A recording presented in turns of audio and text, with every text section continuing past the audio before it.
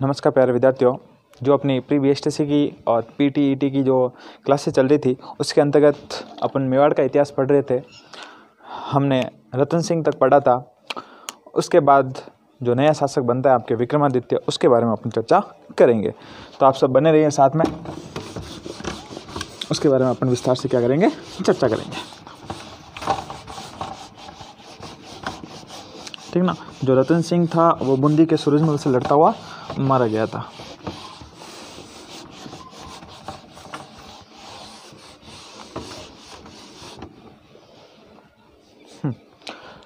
नमस्कार विद्यार्थियों। जो अपनी प्री बीएसटीसी की जो क्लासेस चल रही थी उसके अंतर्गत जो हमने राणा रतन सिंह के बारे में पढ़ा था, उसके बाद जो आगे शासक बनेंगे उसके बारे में अपन चर्चा करते हैं। उसी के अंतर्गत जो अभी शासक बनेगा राणा विक्रमादित्य, उसके बारे में चर्चा करेंगे। तो अपना जो नया शासक बनता है वो कौन बनता है? राणा विक्रमादित्य।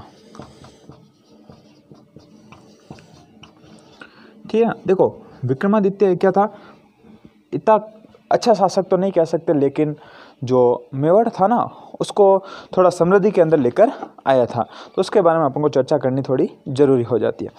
तो 1531 के अंदर ये क्या बनता है, आपके शासक बनता है। छोटा था तो इसके जो पिता थे वो तो सांगा थे, और जो इनकी माता थी, पिता राणा सांगा और जो इनकी माता थी वो क्या थी? सौभाग्यवती। क्या नाम था माता का? सौभाग्यवती, कर्मावती। क्या नाम था? माता कर्मावती। क्या थी? कर्मावती। तो ऐसा कहा जाता है कि माता कर्मावती इनके क्या बनी थी? संरक्षक बनी थी। ठीक है ना। तो संरक्षक बनी किस लिए? क्योंकि ये कहा जाता है कि छोटी उम्र के अंदर ही क्या बन गया था? राजा बन गया था। इसलिए माता इसकी क्या बनी? संरक्षक बनी। ठीक है ना। ऐसा कहा जाता है कि 1533 ईस्वी थी, 1533 ईस्वी में गुजरात का एक शासक था। ठीक है ना, मुस्लिम शासक था। उसने कहाँ पर अटैक किया? मेवाड़ पर आक्रमण किया। उस शासक का नाम आता है बहादुर शाह। क्या नाम था? बहादुर शाह। ठीक है ना। बहादुर शाह ने क्या किया? मेवाड़ के ऊपर आक्रमण किया। तो हम कह सकते हैं 1533 में गुजरात के शासक बहादुर शाह ने, किसने? बहादुर शाह ने आक्रमण किया। किसने किया? बहादुर शाह ने आक्रमण किया।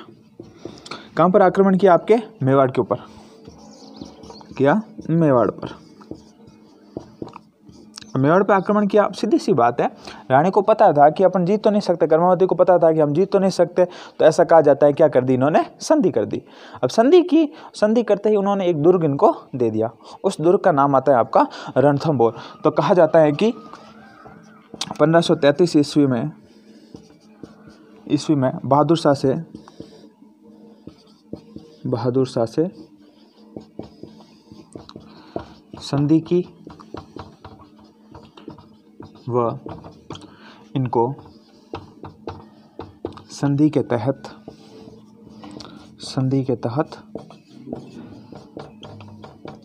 कौन सा दुर्ग दिया? रणथंभौर का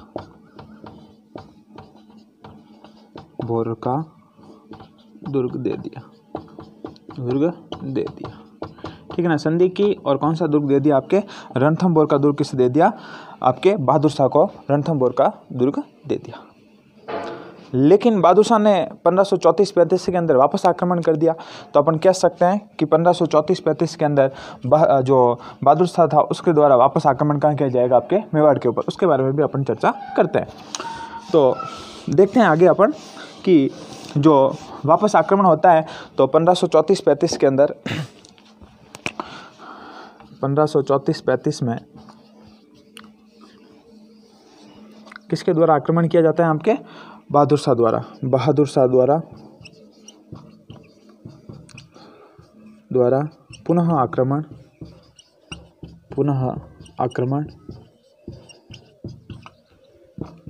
किया जाता है मेवाड़ पर। आक्रमण किया तो रानी कर्मावती ने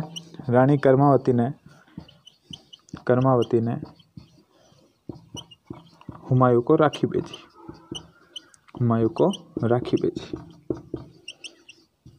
और कहा कि भाई तू मेरा भाई है धर्म का, और तेरी बहन मुसीबत में है तू क्या कर दे, मेरी मदद कर दे। हुमायूं मदद करने आने वाला ही था, लेकिन ऐसा कहा जाता है कि बहादुर शाह ने हुमायूं को मैसेज भेजा कि तू भी मुसलमान, मैं भी मुसलमान, हम दोनों भाई भाई हैं, और तू हिंदुओं को बचाने के लिए आएगा, तो ऐसे थोड़ी चलेगा। तो ऐसा कहा जाता है हुमायूं आया ही नहीं। ठीक है ना, सीधी बात थी यहाँ पर कि हुमायूं उसके अंतर्गत आता ही नहीं है। अब देखो आगे क्या होता है। अब हुमायूं नहीं आया तो सीधी सी बात, आक्रमण करेगा तो सीधी सी बात है कौन जीतेगा, आपके बहादुर शाह, क्योंकि उस समय मेवाड़ क्या था, कमजोर पड़ चुका था, क्योंकि राणा सांगा युद्ध के अंदर हार चुका था। तो मेवाड़ की स्थिति क्या हो गई थी, भयंकर कमजोर हो गई थी।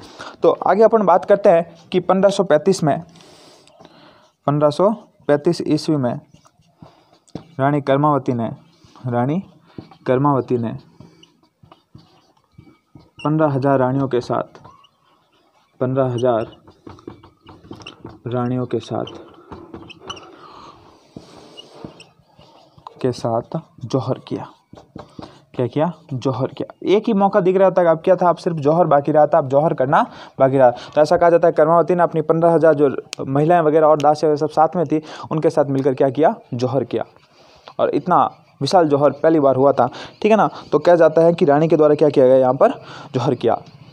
और एक व्यक्ति आते हैं आपके प्रतापगढ़ के पास, देवलिया पड़ता है, देवलिया प्रतापगढ़ के देवलिया का है प्रतापगढ़ में। वहाँ का जो एक सामंत था जिसका नाम था बाघ सिंह, क्या नाम था, बाघसिंह के नेतृत्व में केसरिया किया गया। क्या किया गया, केसरिया किया गया था। ठीक है ना। बाघसिंह के नेतृत्व में क्या हुआ, केसरिया होगा। ठीक है ना। देवलिया के क्या थे, देवलिया प्रतापगढ़ के क्या थे, बाघ सिंह, इनके नेतृत्व में क्या किया गया, आपके केसरिया किया गया। ठीक है ना। तो इस प्रकार से क्या हुआ, मेवाड़ का दूसरा शाखा संपन्न हुआ। ऐसा कहा जाता है कि इनका एक पुत्र था उदय सिंह। ठीक है ना। उदय सिंह को कहाँ भेज दिया, आपके ननियाल वगैरह वहाँ पर भेज दिया था। और ऐसा कहा जाता है कि जो पन्ना अध्याय थी वो उदय सिंह की क्या करती है, रक्षा करती है। अब ये चीज़ हुई तो उसके बाद जो विक्रमादित्य होता है उसकी तो क्या कर दी जाती है, आपके हत्या कर दी जाती है। ठीक है ना। तो अब देखो आगे क्या होता है, उसके बारे में अपन चर्चा करते हैं।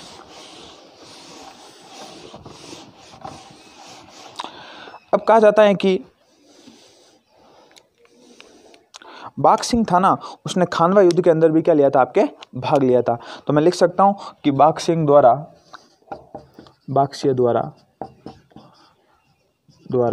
खानवा युद्ध में भी भाग लिया गया। खानवा युद्ध में भाग लिया गया था। ठीक है। अब ऐसा क्या, जैसे युद्ध के अंदर हार गया तो अब किसको प्रशासक बनवाए, तो बनवीर को मेवाड़ का प्रशासक बनाया गया।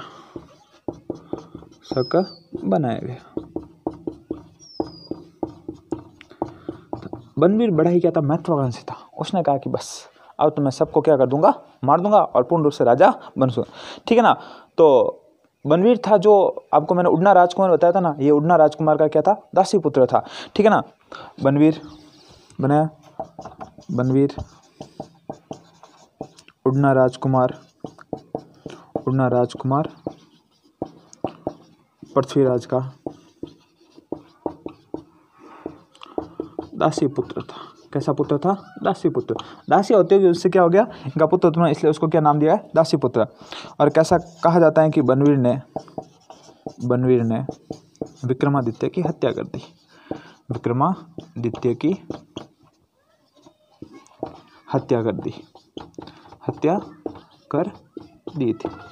हत्या कर दी विक्रमादित्य ने। किसकी, बनवीर ने किसकी हत्या कर दी, विक्रमादित्य की क्या कर दी, हत्या कर दी। और ऐसा कहा जाता है कि बनवीर किसको, उदय सिंह को भी मारना चाहता था। उदय सिंह को भी मारना चाहता था, परंतु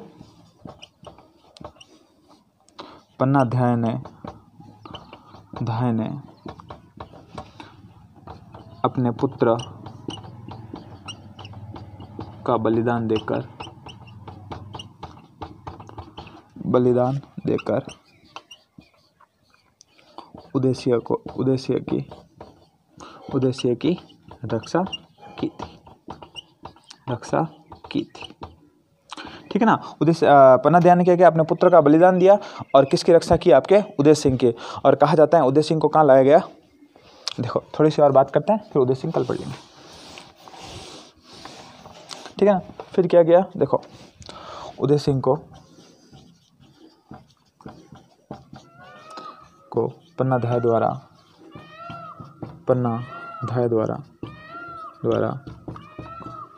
कुंभलगढ़ दुर्ग में सुरक्षित भेज दिया गया।